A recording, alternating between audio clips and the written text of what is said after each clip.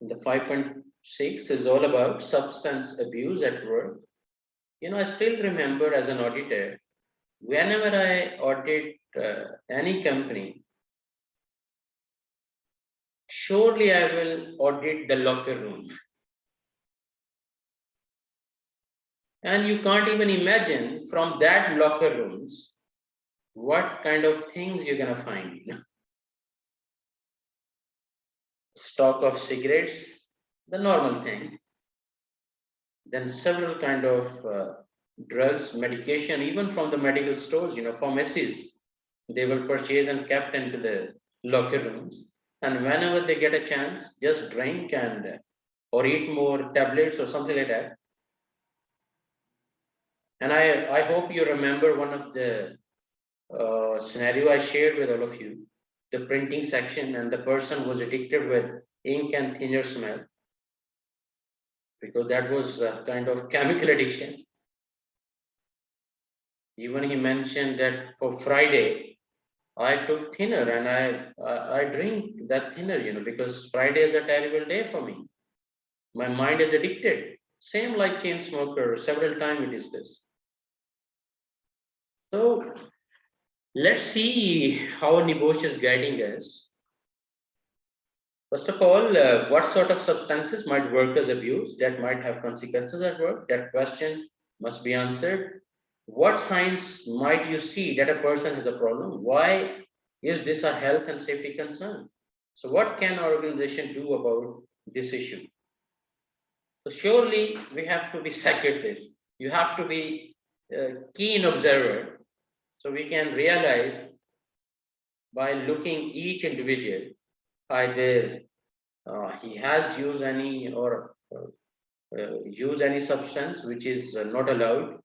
Could be alcohol, could be any sort of heroin or different kind of things are there. Even maybe a cough syrup, whatever. Like, you just need to find out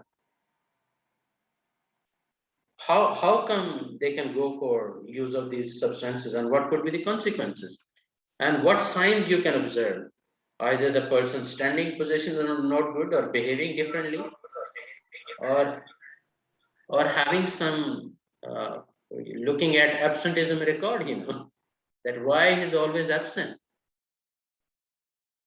And would you take it as a health and safety concern? Of course, yes. And what can an organization do about this issue? Several actions we have to take. So make sure you have substance abuse clear policy, first of all, even though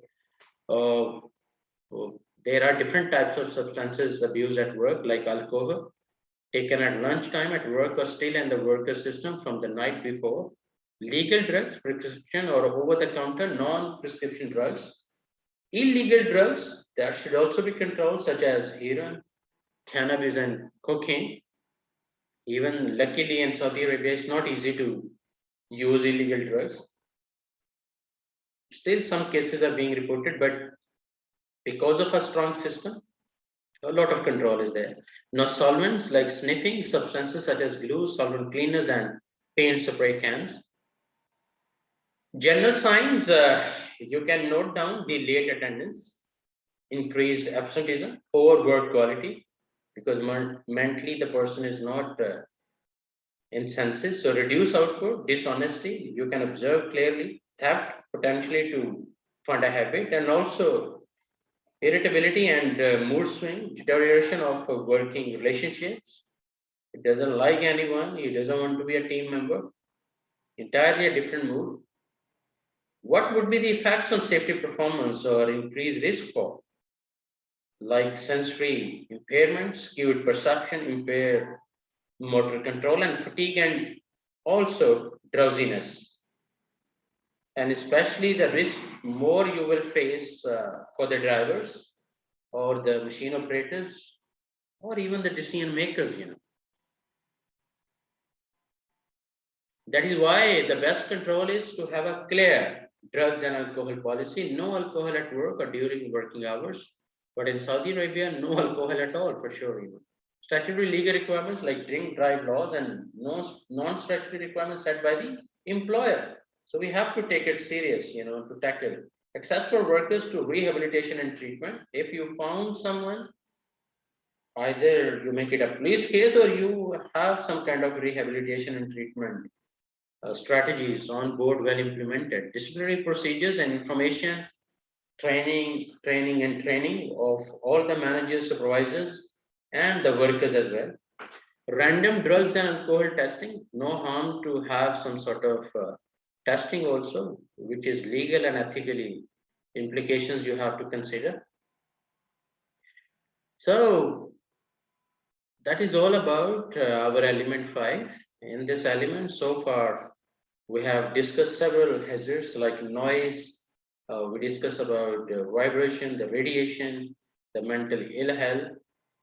Also, we discussed substance abuse, the violence at work, the work-related violence and their control measures. Ultimately, the identification of any risk or hazard, ultimately the benefit would be if we are controlling them. If we are just identifying and making a big list of risk and hazards, but on the other side, we are just relying on existing controls, which are not sufficient, by the way, then not so much benefits you are getting from hazard identification or risk assessment or JSA or HIP or several kind of method statement, even process to process, project to project we have. The real challenge is to put effective controls against those hazards, to eliminate or to find substitution or to bring that risk at acceptable level as low as reasonably practicable. So inshallah, tomorrow we'll start element 6.